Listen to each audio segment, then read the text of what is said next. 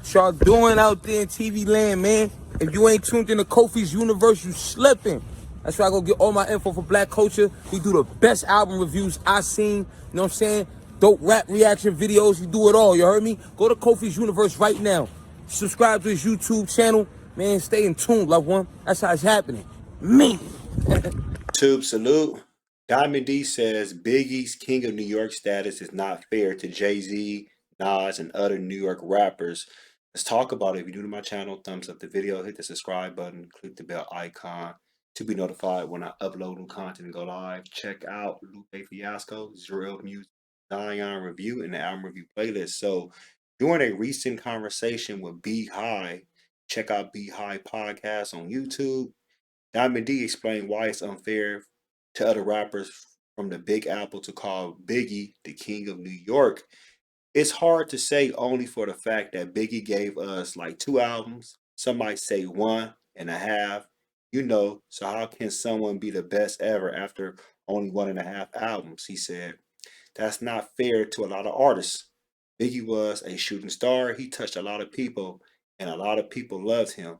But the best ever, that's debatable for me. And then Diamond D went on to explain he goes by era to determine who's the best in New York City and in the rap game as a whole. And at the time, Biggie was in competition with several legendary New York rappers such as Nas, AZ, Wu-Tang Clan, Mobb Deep, Black Moon, etc., etc., etc.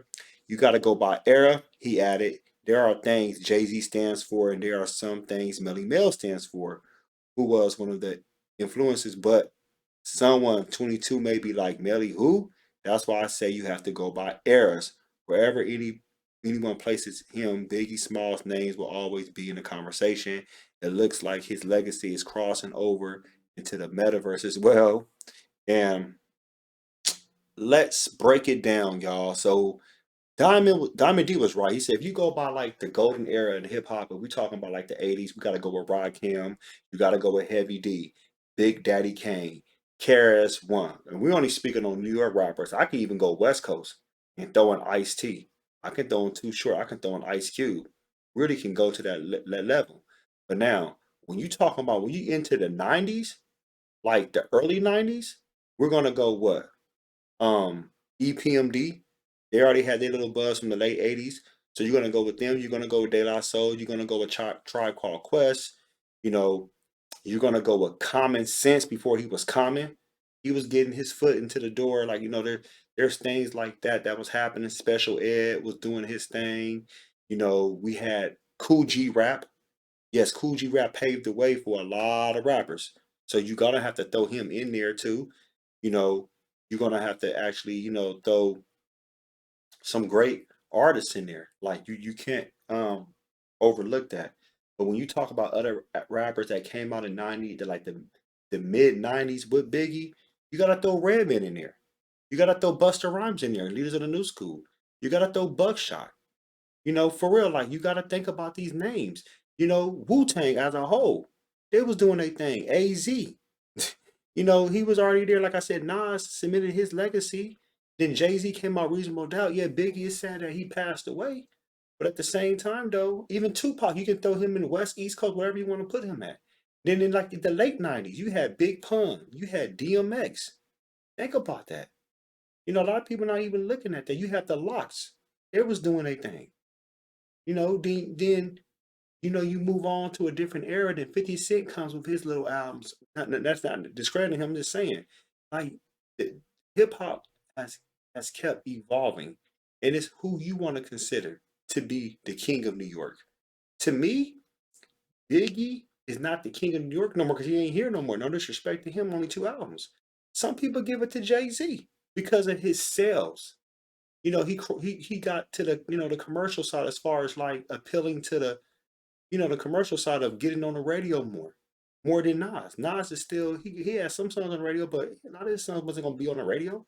So just people can say Jay-Z. Some people could say Nas is the real king of New York. Some people even said DMX because DMX he blew Jay-Z out the water with more record sales. He did, and I don't care. And everybody can check the records. It's SoundScan. You can look at this.